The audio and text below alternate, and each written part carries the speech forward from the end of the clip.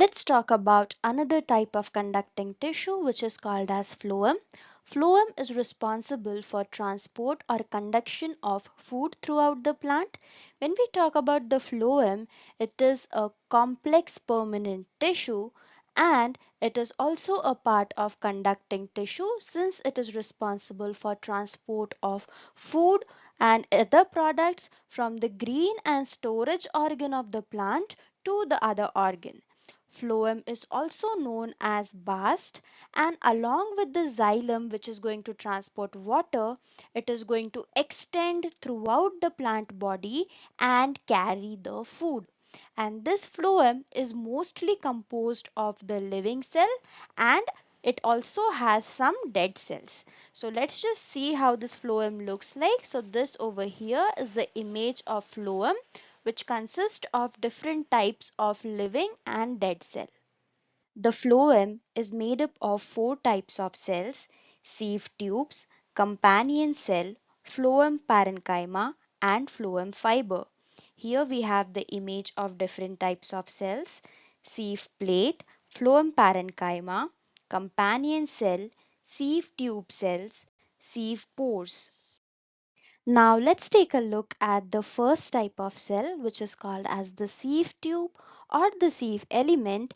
So this is going to form the main conducting part of the phloem, and these are the cylindrical cells which are arranged in vertical rows joined end to end so that they can transport the food. So here we can see these are nothing but the sieve tube cell. So this region over here, this is the thing from where the food is going to be transported. So the mature cells are without nucleus and they have very thin wall.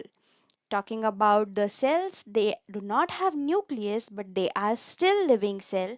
And when we talk about the end wall, that is this region, you can see that there are certain perforations that are holes. So there are small pores which are present, and this perforated end wall is called as sieve plate.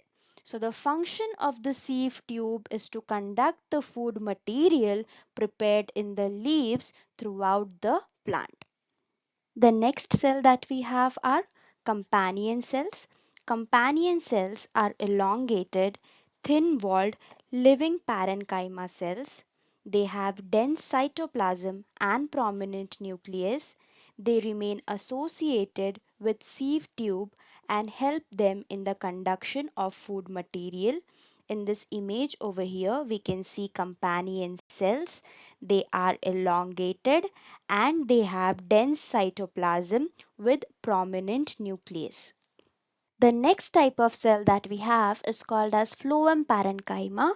Since they are parenchyma cells, they are thin-walled and unspecialized, and this parenchyma cell will be responsible for the storage of food. So in this image we can see these cells are called as the phloem parenchyma and they are responsible for storing the food.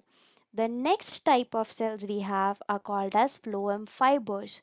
So phloem fibers, since the word fiber is there, we know that it is going to be a dead tissue. So these cells are dead and they are sclerenchyma fibers. So they would be having the lignified cell wall. So since they are dead and lignified, we know they are going to provide the mechanical strength. The textile fiber that we use, that is jute, hemp, flax, all these are nothing but the phloem fibers.